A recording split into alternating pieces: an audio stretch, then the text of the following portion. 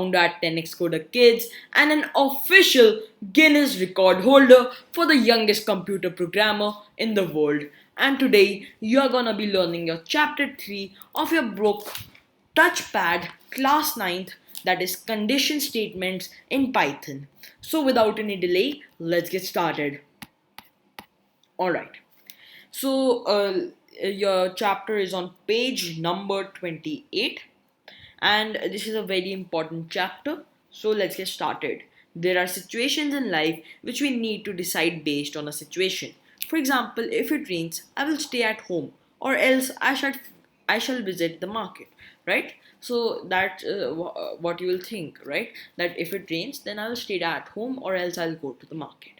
Similar situations arise in programming as well, where we need to make some decisions and based on these decisions execute a set of commands, right? So, for example, we need to check if this variable that is if this variable is equals to this, then do this, or else do something else. We need to determine which action is to be taken and which statement is to be executed if the outcome is true or false, right? So, for example, you have a variable. Let's start with my input, and you say this will take in an input from the user that will be converted to an integer, and it will say enter a number. Now you have to tell if the number entered by the user is between 20 and 100, or it is between 100 and 200. So you will say if my input is greater than or equals to 20, or and my input is less than equals to 100. So we have learned all these operators in the previous video in chapter 2. If you haven't seen that, do check that out, right? So over here we are saying that if the input entered by the user is greater than or equals to 20, meaning that if its value is equals to 20, or it is greater than 20, and its value is less than 100, or it is equals to 100, then print the number entered was between 20 and 100, and else if it is not between 20 and 100, we will say print the number entered is not between 20 and 100, right? So when we run this program, it will the program will ask for us input. We'll say 32, so it will tell us the number entered was between 20 and 100.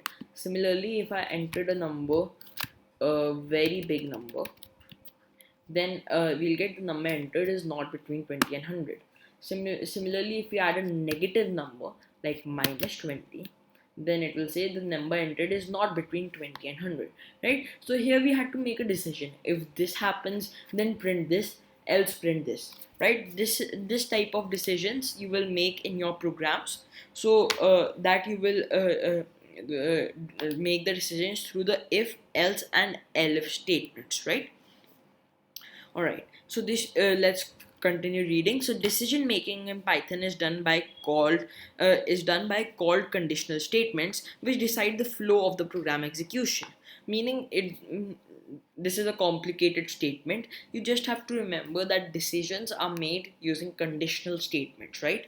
These if else statements are known as conditional statements, right? So if they are conditional, like if this happens, then do this, else do this. Alright, the following conditional statements are available in Python. So you have the if statement, you have the if else statement, right? You have the nested if statement, and you have the if elif else ladder, and we'll learn about these four conditional statements. over here we use the if else statement, because we had an if block and we had an else block. If we only had the if block, then it would have been an if statement. If we had another if statement in here, that if my input is equals to 50, then say you print you are lucky, right? So in here, what we are doing, we are checking that if it is between 20 and 100, and then we are checking if its exact value is 50, then print you are lucky, or else go outside and only print the number entered was between 20 and 100. So if we write 50 over here, then it will go in here, it will print you are lucky, then it will come out and print the number entered was between 20 and 100. So this is a nested if statement. We'll learn all of these in detail, right? Don't worry. And then we have the if elif else ladder, right? So like I told you in the start, let's write that program. If the input is between 20 and 100, elif if elif my input is greater than 100 and my input is less than equals to 200. So if it is between 101 and 200, then print the number is between 101 and 200. Else print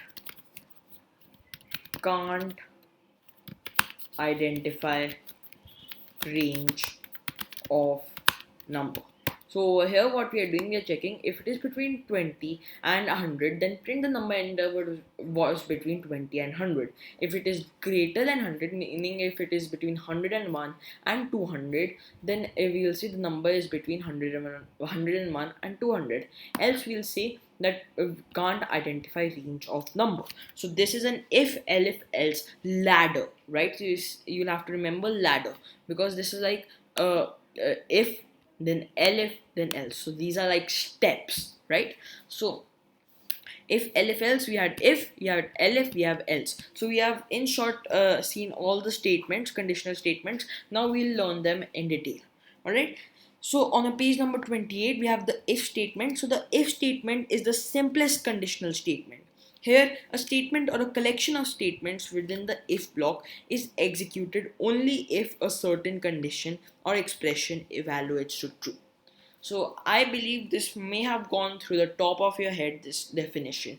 So what this means is that in an if statement, something is executed a condition after a condition, some statement is executed, or multiple statements are executed, like print 20, print high, right? So in an if statement, multiple statements or a single statement are executed if the condition over here is true. So in Python, we have Boolean data type that tells that if something is true or false. For example, I have a number 50 and I check if it is greater than 20. So now this is a true statement, right? 50 is greater than 20. So Python will tell us that this is true by returning us a Boolean value true. This is all explained in the previous video. So now that we get a Boolean value true, we know that a condition is true. When a condition is true, then it goes in its block.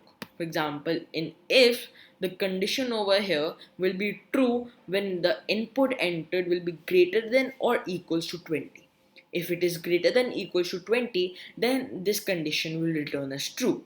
When if statement gets the true Boolean, then the statements inside the if statement that are basically indented inside the if statement are printed, right? Or executed, right? Okay, so Here they wanted to say this only. Here a statement or a collection of statements within the if block is executed. So a statement, a single statement, or a collection of statements, multiple statements are executed only if a certain condition or expression evaluates to true. If a certain condition or expression evaluates to true. Alright? If the condition evaluates to false, then the control of execution is passed to the next statement after the if block. So if this is false, if the input entered is not true, then it will ignore the if block and go on executing the further code. Alright? And here they have given the syntax also. If test expression, then intended statement block, if block ends here. Alright, so we have already tried some programs. So like to check whether a given number is positive, n is equal to int input enter a number. If n is greater than 0, then print entered number is positive, and after that print all numbers greater than 0 are positive. Alright, so let's write this program. So here we'll say my input int input enter a number. Then we'll say if the number is greater than 0. Note in your book they have given brackets over here after the if. You can do it like that also, or you can ignore the brackets. It's up to you. If n is greater than 0, or here we have my input, not n. So we'll say if my input is greater than 0, then we'll say print the number entered was positive. And it is not compulsory to print something in the if statement. You could also set a variable, right? So if we had x is equals to 0, and in the if statement we could set x is equals to my input, right? So you can do anything inside the if statement. Okay, and outside of the if statement we can say print outside the if statement. So if over here what will happen, it will take in a number, it will set a value x whose value will be 0. It will check if my input is greater than 0, then it will set the value of x to my input, and it will print the number entered was positive. Then print outside the if statement, right? So enter a number for it's taking the input. When we enter the input, it will set the value of x to 0, right? So let's say 22. It will check if my input is greater than 0. It is greater than 0, so it will set the value of x to my input. It will print the number entered was positive, and afterwards, after coming out of the if statement, it will continue the program execution. And after the if statement, we have this print outside the if statement, so it will show us on the screen outside the if statement. Very simple, right? Now on your page number 29, we are on the if else statement. So the if else statement checks for a condition. If the condition evaluates to true, the indented block following the if statement is executed. Otherwise, the indented block after the else statement is executed. So over here, they are saying that the syntax is if condition is equals to true, then print the in the if block, else print condition was false, so in the else block, right? So here this is the syntax that if the condition over here is true, then print in the then do whatever we want to do, else if the condition was not true, then do something else. So let's write a program over here that if my input is greater than 0, then print my input is a positive number, else we'll print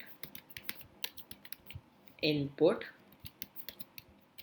is a negative number.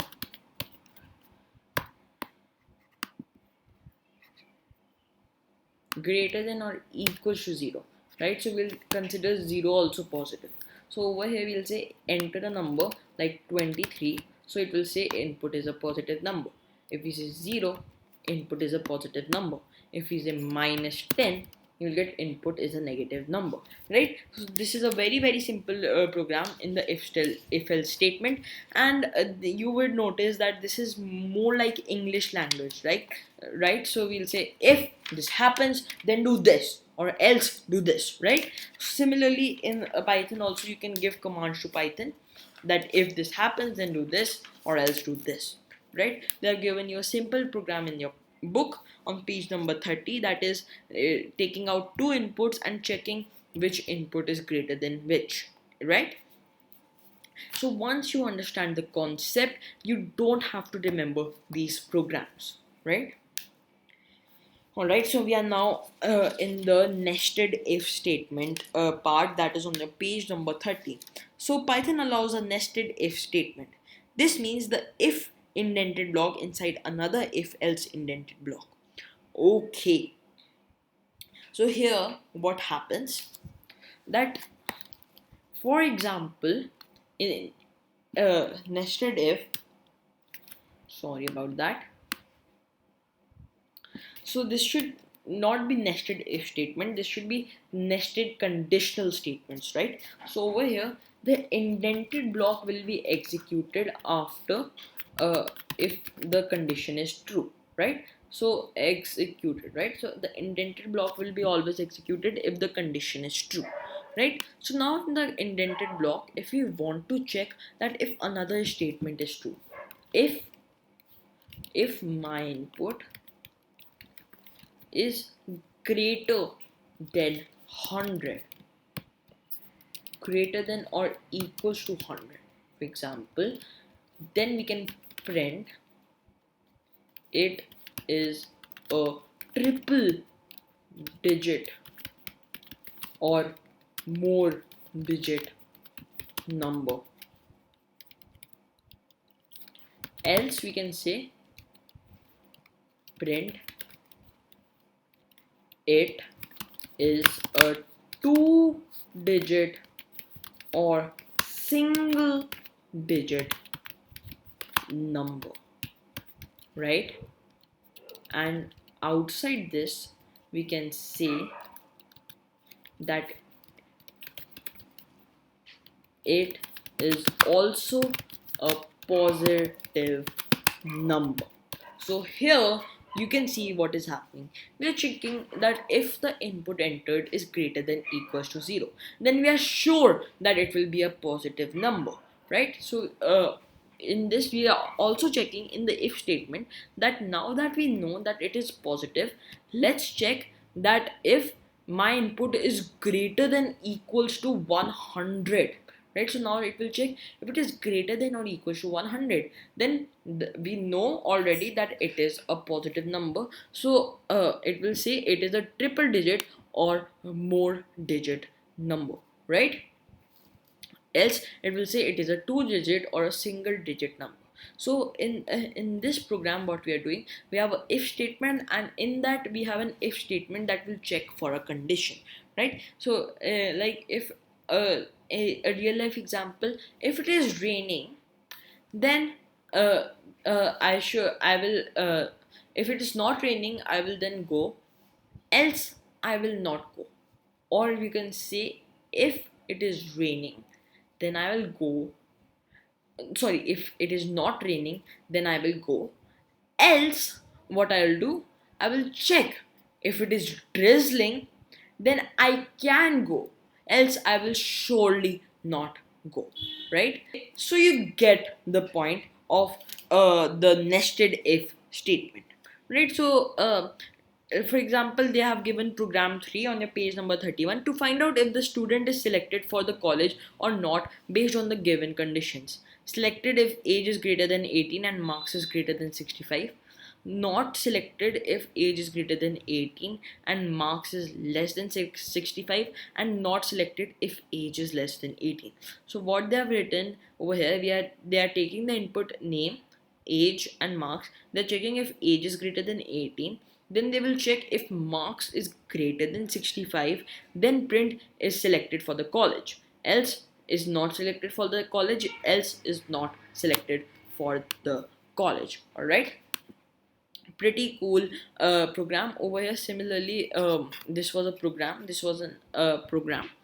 Okay, so you get the point of the nested if statement. If you have any doubt, please comment down below. And finally, we have on the if elif else ladder. So the if elif else ladder is another type of if statement. It helps us to test multiple conditions and follows a top down approach. In this, as soon as the condition of the if value is to be true, the indented block associated with that if is executed and the rest of the ladder is avoided. If none of the conditions evaluates are true, then the final else statement gets executed. Right? So, okay. So let's write the program. So we'll say if my input is greater than equals to 0, then print. Okay, if my input is less than 100, then print less than 100. elif my input is equals to 100, then print equal to 100.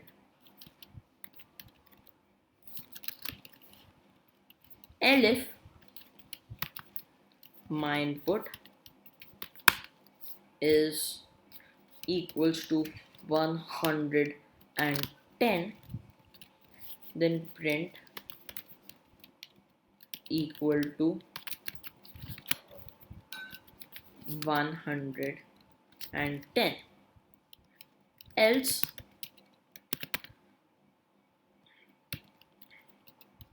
print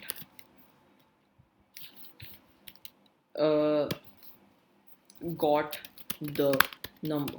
So here what we are doing, this is a ladder. It will check if my input is less than 100, then it will print less than 100. If it is not less than 100, it will go on the second elif statement. It will check if it is equals to 100, then print equals to 100. If it is still not equals to 100, then it will go on the third elif statement. It will check if it is equals to 110, then print equals to 110, or else it will go on the final statement. Like this, you can have 100,000 infinite elif statements, right? And in the end, if none of the statements are true, it will go in the else statement and print that, right? And execute that else block. So in the else block, we have print got the number, right? So if I say 1000, so we get got the number because it will first check if it is less than 100. 1000 is not less than 100, so it will go on elif. If it is equals to 100, 1000 is not equals to 100, so it will go on elif. That 1000 equals to 110. 1000 is not equals to 110, so it will give us false, and it will go on the final else block that will execute, and it will show us got the number.